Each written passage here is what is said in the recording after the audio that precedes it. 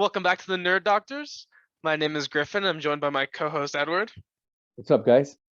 Today we're going to be doing a spoiler review of The Batman. However, before we start that, I would like to thank everyone who joined for our Doctor Strange 2 movie review. We got an overwhelming positive response, and it was absolutely mind-blowing.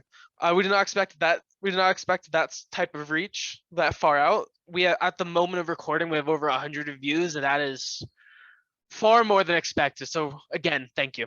Yeah, guys, thanks. It means a lot to us. Like, we're both really surprised. I mean, we're not huge like these other channels, but hopefully we'll get there. So thanks. On that note, let's jump right into the Batman. It was, and sum it up in one word, fantastic, spectacular. Those are two words, but it was very good. It was very surprising. It is a Batman story that is very similar to the comics. If you're going in expecting more of an action-packed Batman movies like we've previously experienced, you're going to be a little bit disappointed. It is much more of a detective movie and a crime thriller. It was absolutely amazing. Yeah, I mean, I had a little bit of a, like history with the whole production of it because we were all expecting, Ben Affleck to come back as Batman, and then Matt Reeves joined, and then Matt Reeves right off the bat said that he was going to do a very detective noir-driven story. I kind of did the whole Tony Stark eye roll because I'd heard that so many times before. Nolan said it, Burton said it in this time, and although there were little hints of detective stuff in there, it was like a quick 5-second scene. This one, I gotta say, I mean, yeah, I felt like I was in a detective noir movie. It was great. So we'll start off as always getting into the pros. This movie did a lot right. And one thing they did very well is nail the feeling of Gotham City. In the comics, it is rainy, miserable city. And from the opening moments and the first wide shot of the city, you can really feel that. In other iterations of Gotham, it hasn't really been as rainy or miserable. It's been more just like a New York City. This felt like Gotham from the comics. I was very happy with that. Yeah, I agree. I hate seeing a sunny, bright Gotham. It just takes me out of it, And then in so many of the movies, there's a lot of day shots. Here, I think maybe there's one day shot. And like you said, I mean, it's all rainy and gloomy and just, it looks like not a city you'd want to live in. So it feels like Gotham. Yeah, that right away set the tone of the movie. It's a very dark and brutal movie, and a lot of that has to do with the spectacular acting and writing. One of the standouts to me was Colin Farrell's Penguin and Paul Dano's Riddler. Both of them are pretty key characters in the movie. Penguin had a bit of a smaller role, but each moment I couldn't help but be amazed with that actor and the makeup team behind it. He stole every scene, and it looked amazing. Yeah, I've always said this about Colin Farrell. Colin Farrell gets a lot of shit, but he's got a lot of range. The dude can act. And by the way, nobody believed that was Colin Farrell. I mean, if you're like into this stuff, if you're a nerd like us, and you look up a bunch of stuff on the web, you knew. But for example, my wife, friends of ours and stuff, they had no. When I told them that was Colin Farrell, they're like, no fucking way. I'm like, that's Colin Farrell. I had to show him, the cast, and I'm convinced that dude could play any nationality and he could pull it off. The Italian mobster accent was there. It was fantastic. His role, like Griffin said, is small, but I also kind of like that because they're building up to him. They didn't just like cram 3 Rogues Gallery members in there. They didn't pull a Spider-Man 3, if you will. And moving on to Paul Dano's Riddler, he played a very sadistic, creepy Riddler. Something that we have not seen that much outside of maybe the comics and just a little bit of the TV show Gotham. Very different from Jim Carrey's Riddler from the other Batman movie. This one was scary, to say the least. He did a brilliant job orchestrating everything, and then his acting just was phenomenal. He was creepy and unhinged. Yeah, I'll agree. Griffin and I have had conversation about this. That kid's creepy. He's just fucking weird. I've seen him in like 4 or 5 movies now, and he always plays the weird oddball kid. So when he was announced as the Riddler, I knew he was gonna rock it. I mean, and it just all came together. Great script, great director, great cast. So it's kind of hard to screw that one up. But yeah, very different from Jim Carrey's. Yeah, the writing for this movie was amazing. Each scene had its own role. The whole movie centers around corruption and the whole renewal fund. And all from the beginning of the movie up until it's revealed that that's about the renewal fund, you see shots of the renewal fund in the background in many of the scenes. It's in the opening scene. There's a poster in an alleyway. It's all over. I also like the fact that they don't paint the Waynes as this, perfect family. Yeah, it was a very interesting take, especially since we haven't seen much of the Waynes before in any TV or movie light, except for like maybe Gotham a little bit. But they did a pretty good job of telling a bit of the Wayne story as well, and how they're not perfect, and everything that Bruce is trying to aspire to be, to live up to his parents, and to be someone the parents can be proud of, doesn't mean they were great people, and they weren't the best of people. They're human like everyone else. Yeah, exactly. And then it was interesting to see, them not go the safe route, which is just show the fucking death scene again, which we all know, the pearls. I think Griffin and I had conversations about this, like when the movie was in production. I was like, if I see another fucking pearl drop, I'm gonna lose it, because how many times have we seen it by now? It's like Batman and Spider-Man and Superman, we get it. The dude comes from Krypton. The kid got bit by a spider. This kid's parents got murdered. Let's move on from that. So they did it in a way that's like, it's not like disrespectful, like we know how they died, but they moved on and they showed a little bit of like what Thomas was up to, who he was dealing with. So I like that, man. It was cool. Yeah, the writing was amazing. The backgrounds, the costume designs, the bat suit was one of the best ones we've got so far. Everything looked like it fit. Nothing stood out as that should be tweaked a little. Yeah. What's funny to me about this movie, and I've said it to all my friends, is that there was I'm a huge Batman fan, but there was a part of me that was like not accepting it, because I desperately wanted the Ben Affleck Batman movie. I still do, or series on HBO Max. But it won me over every time. I mean, the score, the bat suit, the car. There's people that complain about the car. We'll get to that in a minute. But the cast, just everything, man. I mean, yeah. Right before we jump on to what we don't like, in the comments, leave below who your favorite Batman actor is. We're curious to see who you think is your favorite. Just, we have a wide range of them. Personally, my favorite is Kevin Conroy, especially with all the animated work he's done and growing up with that. He is the Batman, in my opinion. Yeah. I mean, of course, Kevin Conroy is, he's phenomenal. For me, it's Ben Affleck. Ben Affleck, he embodies the Batman from the comics, from the suit to everything. And, we'll have a discussion about, Ben Affleck's Batman. But yeah, please let us know who your favorite Batman is. Yeah, so let's jump right into what we didn't like.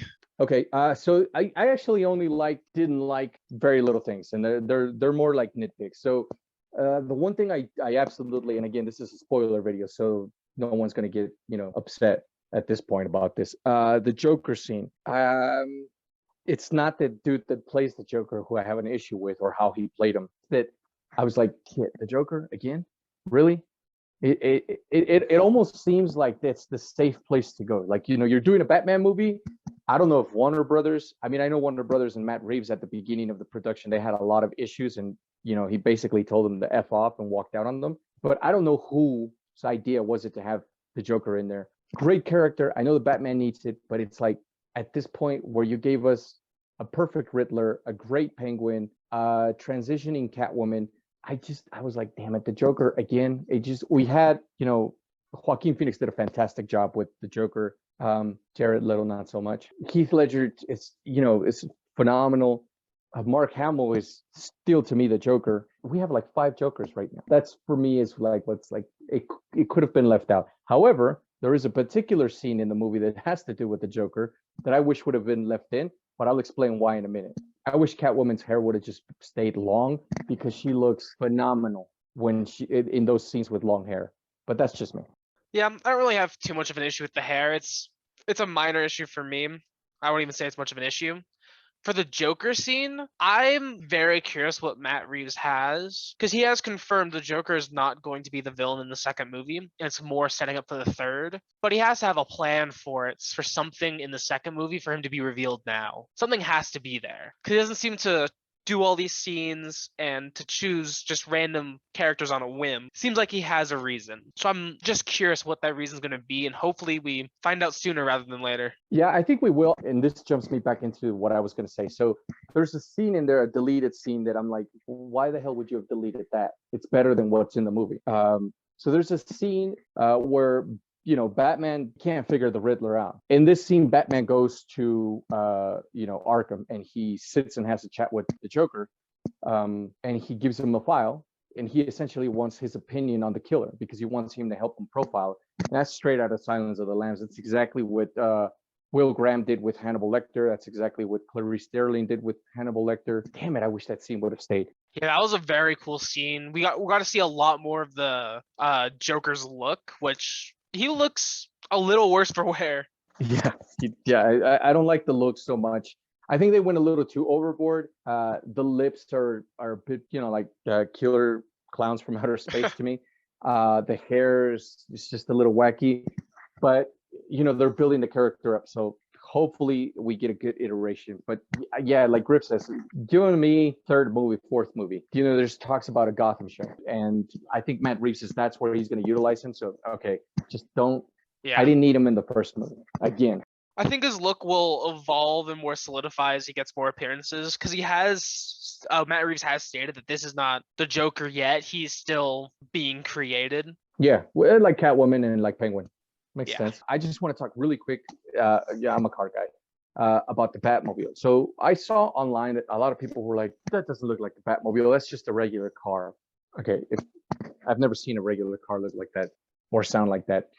But I'm a big Batmobile guy. And I love the Batmobile chase scenes. And I remember my issues with the Burton films was that, you could tell, even as a kid, he's just driving around the same block. I liked what Nolan did with his, and I really liked that this one was out an open highway, and he went through all kinds of shit. I love the Batmobile in this one. I actually had the opportunity to go see it in person and touch it and, stand next to the thing, and it is fantastic. Griff, what are your thoughts? I think the Batmobile looks really nice, and especially as this is year 2 Batman, it is still going to be changed, and it's like everything else in this universe going to continue to evolve and get better. I think it looks pretty cool. It definitely fits with more of the theme that Matt Reeves has been setting with the film, and especially with Robert Pattison's Batman, how he's still a bit rusty and less so put together. I think the Batmobile really symbolizes that as well and continues with that motif. Exactly. Yeah.